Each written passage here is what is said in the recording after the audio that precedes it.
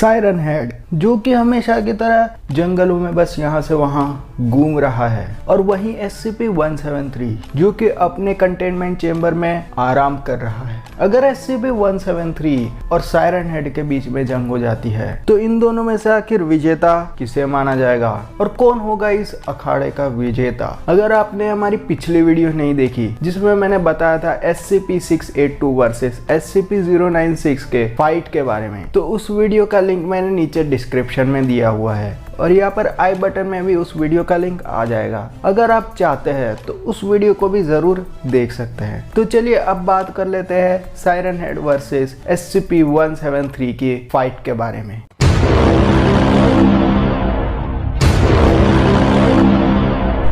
अब यहाँ पर कई लोगों को कंफ्यूजन है कि SCP-173 की तरह ही सायरन हेड भी एक SCP है जिसे SCP-6789 के नाम से भी जाना जाता है।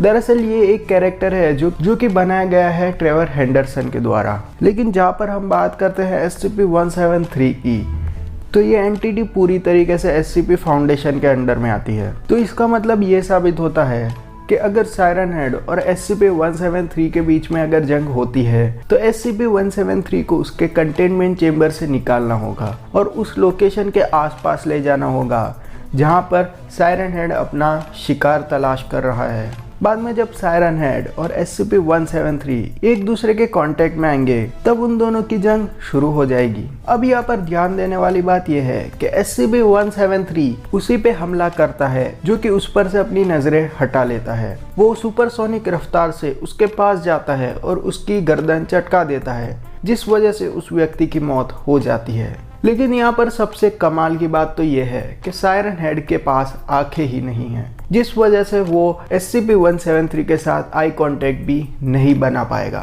और जब कोई आई कांटेक्ट बनेगा ही नहीं तो आई कांटेक्ट टूटेगा कैसे? तो ठीक वैसे ही SCP-173 जैसे कि वो एक तो मूर्ति की तरह ही बस खड़ा रहेगा, सायरन हेड गुस्से में आकर उसको आराम से खत्म कर देगा। तो इस प्रकार से हमें ये साफ पता चल जाता है कि इस युद्ध का विजेता आराम से सायरन हेड बन सकता है। लेकिन यहाँ पर सबसे बड़ी चुनौती ये आ जाती है कि SCP-173 को वहां तक ले जाना। अगर SCP फाउंडेशन के कुछ पर्सनल्स SCP-173 को लेके अगर सायरन हेड के पास भी जाते हैं तो उनके ऊपर काफी ज्यादा खतरा बन जाता है कि सायरन हेड उन पे हमला ना कर दे और उनको मार ना दे, क्योंकि ये तो हम सभी लोग जानते हैं कि सायरन हेड सबसे पहले शिकार मनुष्य का ही करेगा, क्योंकि उसको अपने खाने का इंतजाम जो करना है। लेकिन जहाँ पर बात आती है SCP-173 की, तो सायरन हेड भला उस पुतले को क्यों मारना चाहेगा? तो वो उस पुतले को सिर्फ मजे के लिए ही मारेगा, न कि उसको खाने के लिए, क्योंकि वो एक मूर्ति को भला कैसे खा सकता है, लेकिन वो मनुष्य को तो आराम से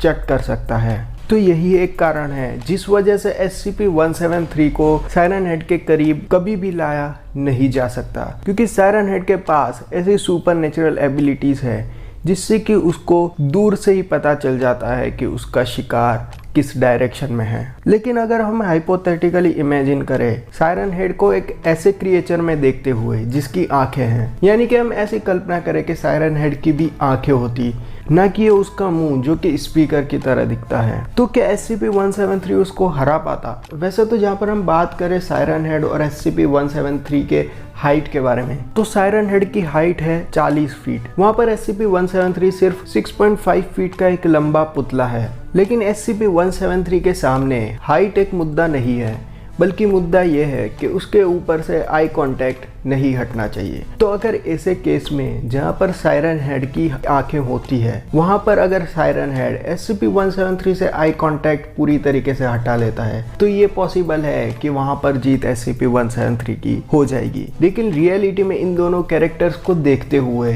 SCP-173 उस पर ही अटैक कर सकता है जो कि उससे आई कांटेक्ट हटा दे। और वहीं सायरन हेड की बात करें तो उसके पास तो आंखें ही नहीं है। तो अगर इन दोनों का कभी मुकाबला होता है तो इसका आराम से विजेता सायरन हेड बन जाएगा और SCP-173 काफी बुरी तरीके से हार जाएगा, क्योंकि सायरन हेड के सामने SCP-173 कुछ भी नहीं कर पाएगा। तो दोस्तों कुछ ऐसा ही होगा अगर सायरन हेड और SCP-173 के बीच में दंगल हुआ। वैसे अगर आप चाहें तो हमारे इंस्टाग्राम अकाउंट को भी फॉलो कर सकते हैं, जिसका लिंक मैंने नीचे डिस्क्रिप्शन में दिया है। अगर आपको ये वीडियो पसंद आती है तो इस वीडियो को एक लाइक ज़रूर कर देना, इस वीडियो को अपने दोस्तों के साथ शेयर भी कर देना, और अगर आप इस चैनल पर नए आए हैं तो इस चैनल को सब्सक्राइब ज़रूर से ही कर देना। और जिन लोगों ने इस चैनल को सब्सक्राइब करके रखा है उनका मैं दिल से धन्यवाद करता हूँ। तो दोस्तों आज के लिए बस इतना ही, मैं मिलता हूँ आपको नेक्स्ट वीडियो में, तब तक के लिए थैंक्स फॉर वॉचिंग।